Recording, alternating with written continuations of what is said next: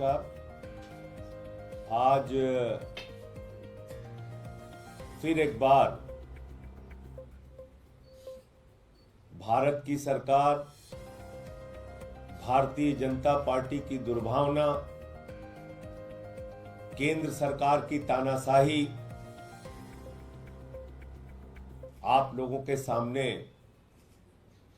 आई है। उसका मैं विस्तार से एक एक करके घटनाओं के बारे में आपको बताऊंगा।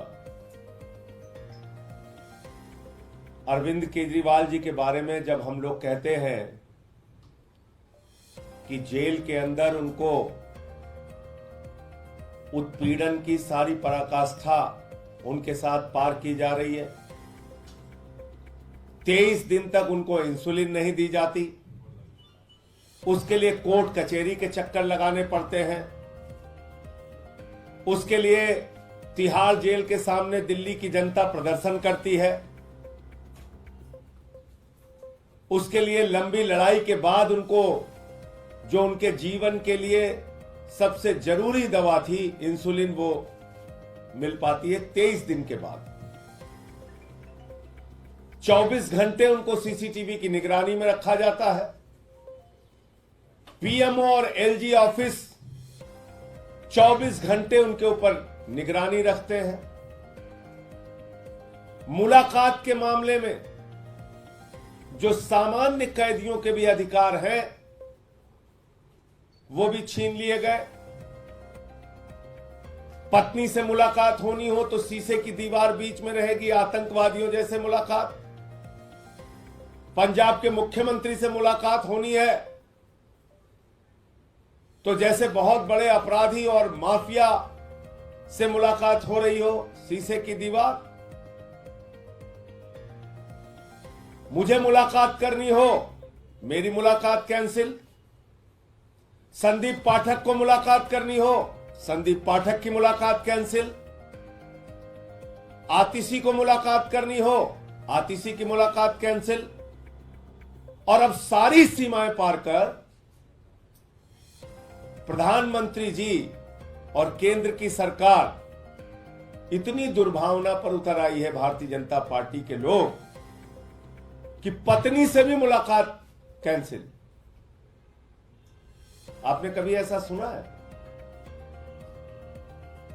पत्नी से मुलाकात कैंसिल। अरविंद केजरीवाल जी की मुलाकात सुनीता केजरीवाल जी से जेल के प्रशासन द्वारा कैंसिल कर दी गई। कोई नियम नहीं, कोई कानून नहीं, कोई ऐसा तरीका इनके पास नहीं कि जिससे वो पत्नी की मुलाकात कैंसिल कर सकें। पत्नी की मुलाकात कैंसिल कर दी। आपको याद होगा सौरभ भारद्वाज और आतिशी को एक साथ जाना था। अंतिम दिन आतिशी की मुलाकात कैंसिल कर दी। बोले नहीं साहब, खाली सौरभ भारद्वाज जाएंगे। अब आतिशी को और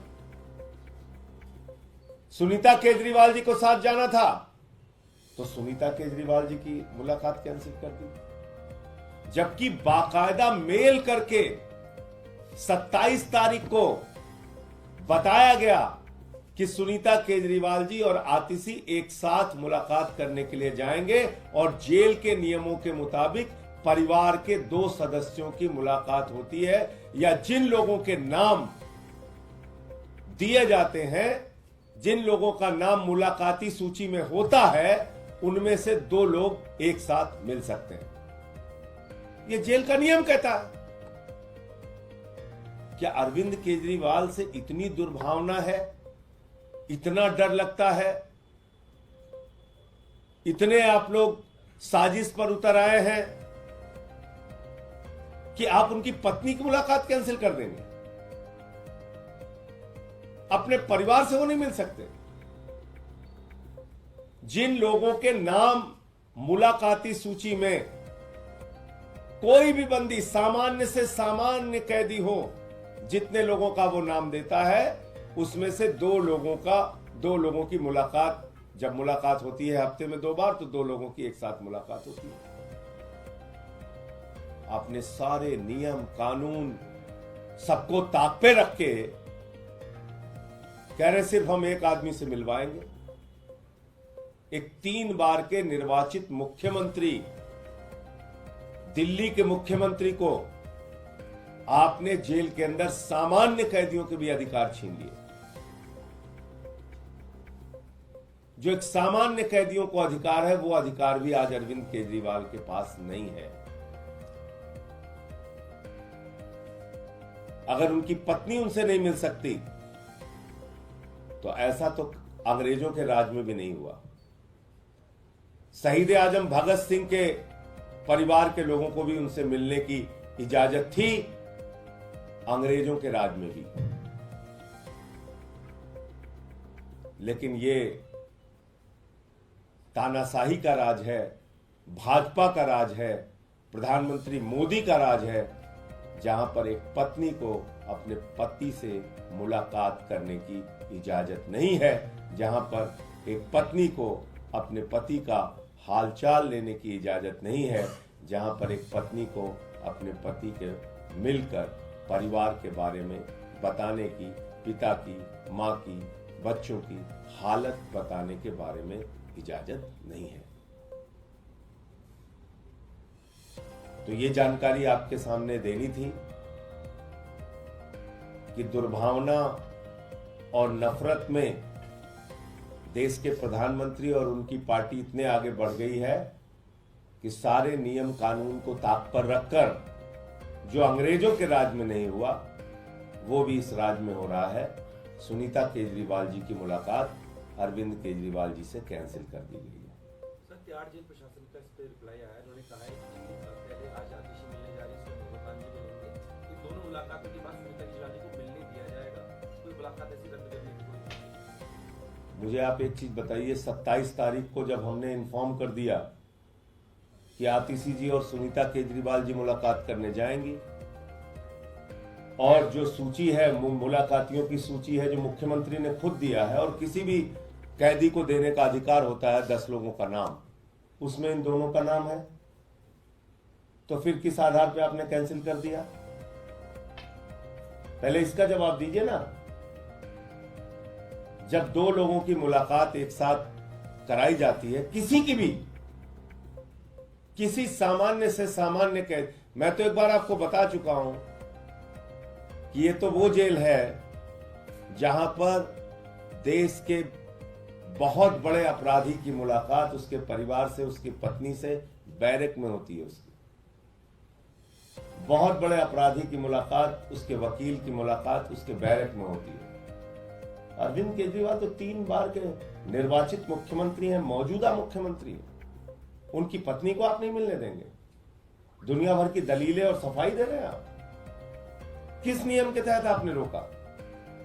27 तारीख को जब आपको सूचना दे दी गई कि आतिशी और सुनीता केजरीवाल जी दोनों जाएंगे मुलाकात करने के लिए, आपने किस आधार पर पत्नी की मुलाकात कैंसिल कर दी? ये तो कल से जब मीडिया में बातें चली तब हो सकता है अभी सफाई दी होगी, मुझे जानकारी नहीं उनकी सफाई के बारे में। इसलिए जब हम लोग कहते हैं, और किस प्रकार की घटनाएं हुई हैं पिछले दिनों जेल के अंदर, कहीं हत्या हो रही है, कहीं मारपीट हो रही है, कहीं सर फोड़े जा रहे हैं, और आप ऐसे में परिवार से भी नहीं मिलने दे रहे हैं। अभी 2 जेलों में घटनाएं हुई हैं, पता कर लीजिएगा। एक जेल में हत्या हुई है, एक जेल में सर फोड़ा है एक दूसरे का लोगों ने, पता कर लीजिएगा। तो आज जेल में अरविंद केजरीवाल के जीवन को खतरा है, ये बार बार हम लोग कह रहे हैं, बार बार। और ये बात कोई हवा में नहीं कह रहे हैं, क्योंकि सारे नियम कानून ताक पे रखे जा रहे हैं उनके लिए। तमाम तरीके की बाधाएं और दीवारें खड़ी की जा रही हैं उनके लिए। दवाओं तक का इंतजाम रोका जा रहा है उनके लिए। इस आधार पे हम लोग ये बात कह रहे हैं। संजय भाई, आपके गठबंधन पार्टनर जो कांग्रेस है, आपके गठबंधन के साथ कन्हैया के उम्मीदवार, इसको लेकर एक विद्रोह जैसी स्थिति ऐसी है, उनके प्रदेश अध्यक्ष को इस्तीफा देना पड़ा, वो सामने आ गए। क्या इसका असर गठबंधन और पूरे चुनाव पर पड़ेगा? देखिए, मैं सिर्फ इतना कहना चाहता हूं कि ये कांग्रेस पार्टी का अंदरूनी मामला है और कांग्रेस पार्टी के जो वरिष्ठ नेता हैं वो इसका संज्ञान ले रहे होंगे। और कल जैसा मैंने पढ़ा कि कांग्रेस के राष्ट्रीय अध्यक्ष मल्लिकार्जुन खड़गे जी ने कुछ नेताओं को जिम्मेदारी दी है कि जो लवली जी का इस्तीफा है उस पर बातचीत करके इसका कोई समाधान निकालें, तो हमें प्रतीक्षा करनी क्या चाहिए। गठबंधन पर किसी तरह का खतरा है इस तरह की विवाद की स्थिति होने की? देखिए, ये चुनाव जनता लड़ रही है, दिल्ली में भी और देश में भी। और दिल्ली की जनता का एक सबसे बड़ा मुद्दा है उनके बेटे को, उनके भाई को, दिल्ली के बेटे को, जिसने बिजली, पानी, शिक्षा, चिकित्सा, बुजुर्गों की तीर्थ यात्रा से लेकर माताओं बहनों के लिए बस की फ्री यात्रा तक का इंतजाम किया, उसको जेल में डाल दिया गया है। तो लोग तो मन बना चुके हैं कि जेल का जवाब हम वोट से देंगे। एक ऐसा मुख्यमंत्री जो दिन रात समर्पित भाव से दिल्ली के लोगों की सेवा कर रहा था, उसको आपने पकड़ के जेल में डाल दिया। इसको लेके लोगों में गुस्सा है, आक्रोश है और जेल का जवाब जनता वोट से देगी।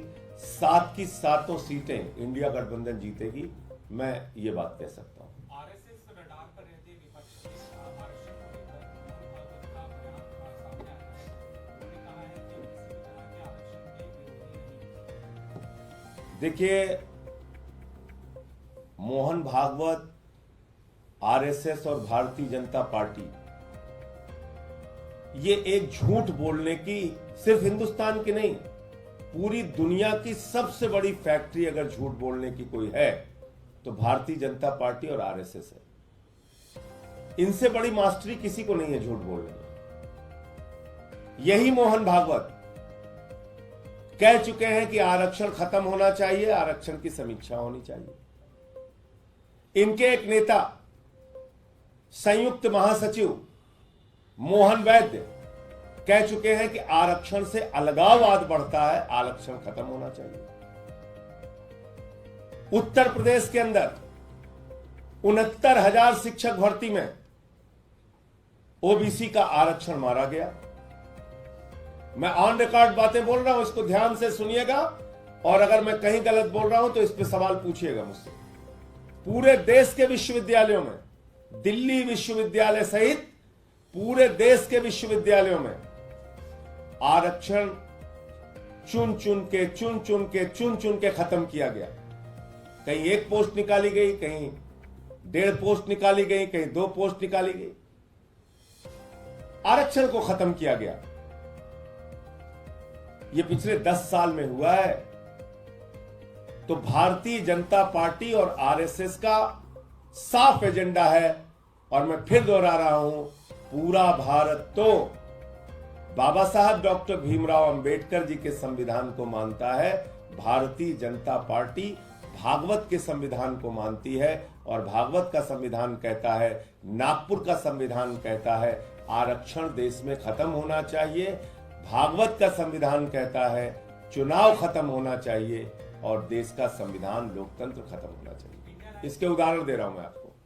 अब आपने मुद्दा छेड़ दिया तो पूरी बात सुनिए। चुनाव खत्म करने की बात मैं क्यों कह रहा हूं? अमित शाह जी ने कहा 50 साल देश के ऊपर राज करेंगे। क्या फार्मूला है भाई आपके पास? 50 साल देश के ऊपर राज करेंगे?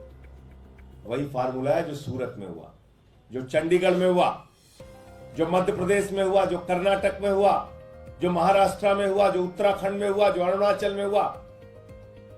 पिछले 10 साल में 7 सरकारें आपने गिराई, चुनाव को खत्म किया, खरीद फरोख्त के जरिए आपने सरकारें बनाई।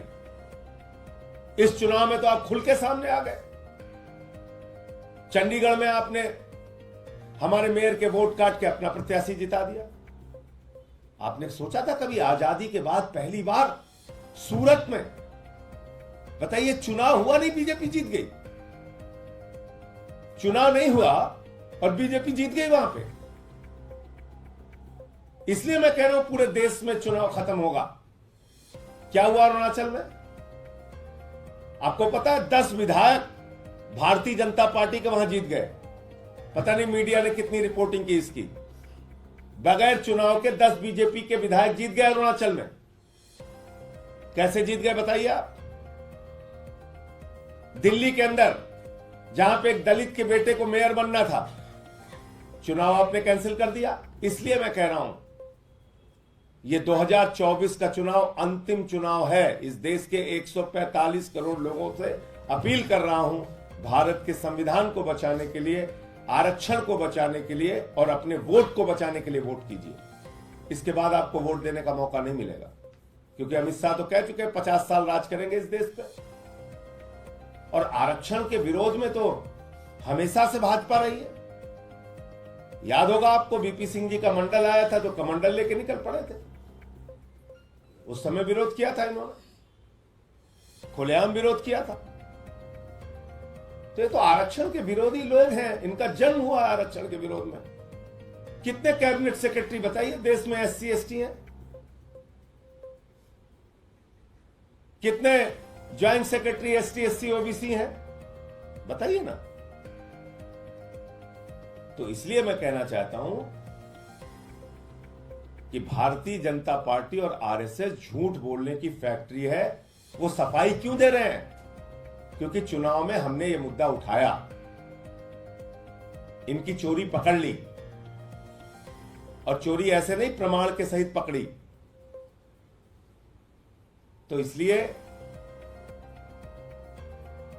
इस देश के दलितों को, पिछड़ों को, शोषितों को, वंचितों को, आदिवासियों को, सबको एकजुट होकर इनको इस बार हराना है और अपने आरक्षण को, संविधान को और भारत के लोकतंत्र को, चुनाव को बचाना है। विवादित बयान आपने भी किया है कल ही, आप भावनगर में थे और आप पाकिस्तान का जिक्र कर रहे हैं चुनाव। मैं थोड़ी जिक्र कर रहा हूं, मैं तो कह रहा हूं जितना नाम पाकिस्तान वाले पाकिस्तान का नहीं लेते, उससे ज्यादा नाम भाजपा ही लेते हैं।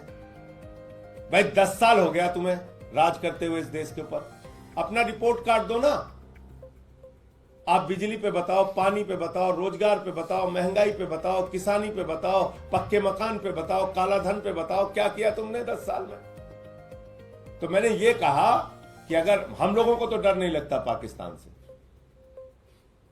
इस देश के 145 करोड़ लोगों को डर नहीं लगता पाकिस्तान से, लेकिन जिस भाजपाई को डर लगता है पाकिस्तान से, दिन रात पाकिस्तान पाकिस्तान से हम लोगों को डराते रहते हैं, वो पाकिस्तान चले जाए। मैंने यही बात बोली, हमें नहीं डर लगता। अगर भाजपाइयों को डर लगता है तो जाओ पाकिस्तान, वहीं रहो तुम, दिन रात पाकिस्तान पाकिस्तान गाते रहते हो। ये मैंने बोला। ये भी कहा जा रहा है कि जो आरक्षण को लेकर गलत चीजें प्रचारित की जा रही है, इसमें गृह मंत्री का वीडियो भी कहा गया है, एफआईआर होंगी पूरे देश भर में, और आप भी। गृह मंत्री के वीडियो के बारे में मुझे जानकारी नहीं है। मैंने जो वीडियो यहां आपके लोगों के सामने दिखाया था, बोलिए फिर से दिखा दो। मोहन भागवत ने क्या कहा है, मोहन वैद्य ने क्या कहा है, क्या हुआ उत्तर प्रदेश में 69,000 शिक्षक भर्ती में, क्या हुआ देश के विश्वविद्यालयों में, आप बोले उसका आंकड़ा जो मैं आपके सामने रख सकता हूं, प्रमाण के सहित रख देता हूं। पूछ लीजिए कितने cabinet secretary ST SC OBC हैं, पूछ लीजिए कितने joint secretary ST SC OBC हैं, तमाम सत्ता प्रतिष्ठानों पे आपने किसको बिठा रखा है। तो इसलिए मैं फिर दोहरा रहा हूं, भारतीय जनता पार्टी और आरएसएस झूठ बोलने की फैक्ट्री है। इनकी बातों पे यकीन मत कीजिए। आज वो सफाई सिर्फ इसलिए दे रहे हैं कि चुनाव है और हमने उनकी चोरी पकड़ ली है। 100% संविधान खत्म करेंगे, चुनाव खत्म करेंगे, आरक्षण खत्म करेंगे, 100%। सूरत हो गया, अरुणाचल हो गया, चंडीगढ़ हो गया, 6-7 राज्यों में सरकारें गिरा दी, तो साफ है चुनाव खत्म करना है इनको। अमित शाह तो कह ही रहे हैं कि 50 साल राज करेंगे इस देश पे। धन्यवाद। अक्सर संजय जी आरोप लगते हैं कि सत्तारूढ़ दल पाकिस्तान की एंट्री कराता है, इस बार ऐसा लगता है विपक्ष पाकिस्तान के चुनाव में सत्तारूढ़ दल ही एंट्री कराता है, सत्तारूढ़ दल ही एंट्री कराता है। बार बार वो लोग हिंदुस्तान पाकिस्तान करते हैं चुनाव में, सबकी एंट्री कराते हैं, वो मुद्दों की एंट्री नहीं कराते। बस इस बार हम मुद्दों की एंट्री करा रहे हैं। हमें नहीं सुनना है सब बकवास, हमको मुद्दों की बात करनी है। एजुकेशन पे, हेल्थ पे, बिजली पे, पानी पे, बेरोजगारी के सवाल पे, महंगाई के सवाल पे, इस पे बात करो। संजय जी, मतलब ये कांग्रेस का विरोधी मामला हो सकता है, लेकिन उन्होंने इस्तीफा दिया, उसमें कारण पूरी तरीके से आम आदमी पार्टी को बताया कि वीडियो सवाल उठाया, प्रोपेगेंडा बताया है और कहा कि शीला दीक्षित के समय में जो स्थिति थी उससे वर्स्ट अभी कंडीशन है। नहीं, ये आम आदमी पार्टी से तालमेल, देखिए मैं कोई झूठी बात नहीं करूंगा और जिस आदमी की जो अच्छाई बुराई होती है उसको मानना चाहिए कैमरे के सामने भी। मैं जिम्मेदारी से कह रहा हूं, आम आदमी पार्टी से समझौता कराने में लवली जी की बहुत महत्वपूर्ण भूमिका रही है। अब किस कारण से अभी वो बोल रहे हैं मैं नहीं जानता, तो इसका श्रेय उनको भी जाता है। मैं तो उनको धन्यवाद दूंगा कि इंडिया गठबंधन को यहां पर बनाने में उनकी महत्वपूर्ण भूमिका रही है। और मैं उनको इस बात के लिए भी धन्यवाद दूंगा कि मुख्यमंत्री की जब गिरफ्तारी हुई थी सबसे पहले पहुंचने वाले नेताओं में वो थे। अब वो किस कारण से बात बोल रहे हैं वो तो वही बता सकते हैं। क्यों हुआ होगा, क्यों लग रहा है? अब मैं इसमें कोई टिप्पणी नहीं करूंगा।